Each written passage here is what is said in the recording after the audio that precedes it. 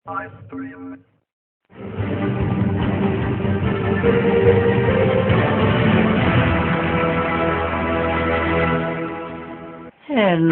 സുഖമാണ് കാറ്റ്, എന്ത് രസമാണ് കാറ്റ്, എന്ത് സുഖമാണ് കാറ്റ്.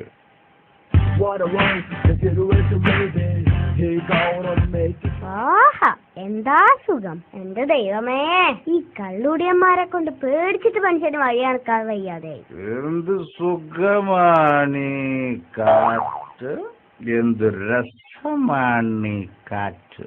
സുഖമുള്ള കാറ്റ് പോലും ഇവിടെ കൊടുങ്കാറ്റും സുനാമിയും ഒന്നിച്ചു വന്നാലും ഈ ജന്തു അറിയാൻ പോണില്ല. ചേട്ടാ ചേട്ടാ, വയ്യടോ, എനിക്കിനി ഒരു തുള്ളി കുടിക്കാൻ വയ്യ. കുടിച്ചാൽ ഞാൻ ഇരുന്നു. പ്ലീസ്, എന്നെ നിർബന്ധിക്കരുത്. പിന്നെ കുടിപ്പിക്കാനല്ല, തന്നെ കുളിപ്പിക്കാനാ പോണ്. അതെ ചേട്ടാ, ചേട്ടന് ചോദിക്കാനും പറയാനും ആരുമില്ലേ?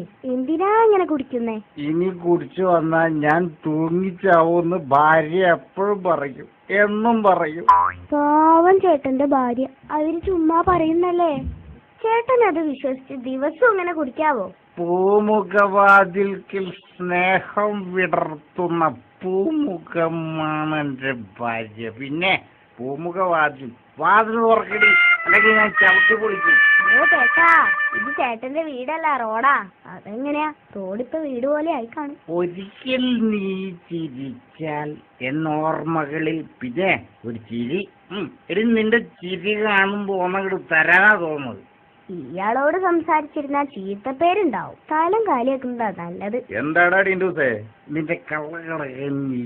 ലജ്ജാവതി ലജ്ജാവതി ലജ്ജയില്ലാത്തവൾ. ഇനി നീ എന്നെ ചതിച്ചില്ലടി.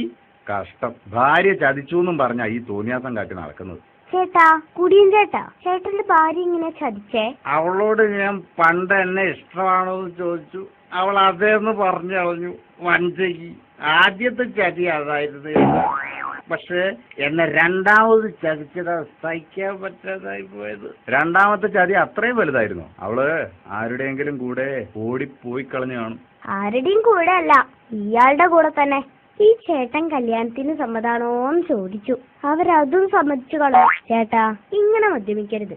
മദ്യം മനുഷ്യന്റെ ശത്രുവാണ്. മാധവമാഷ് പറഞ്ഞതാ.